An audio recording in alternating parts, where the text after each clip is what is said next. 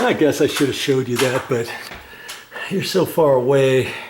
I didn't want to zoom it up too much. I don't have as much light in here as I'd like, but I pushed it up in there, rearranged it, got the wire nuts up there, got this pushed up so I know that it's gonna, when it goes back up, it's gonna be about in the center, right? Because when it pushes up, I can't have it hitting any wire nuts. That's why I had to push the wire nuts up. That's why I wanted to get the ground wire up there as far as possible, because I could grab it with my pliers if I needed to and push that up there on the bare copper wire if I wanted, whatever.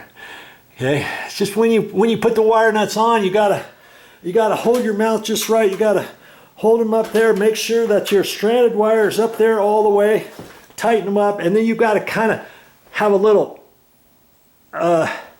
angle, like a little elbow on your stranded wire, so you can hold all the wires together with your hand on one hand as you're tightening up with the other one to make sure that they're all going in there.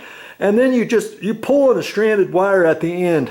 After you get your wire nut tight, you want to pull on the stranded wire to make sure that it's stuck in there, because son of a gun, every once in a while, if you don't do that and you get your wire nut tight and the stranded wire comes right out the back, you're like, how did that happen? Well, it's just how the wires were situated around your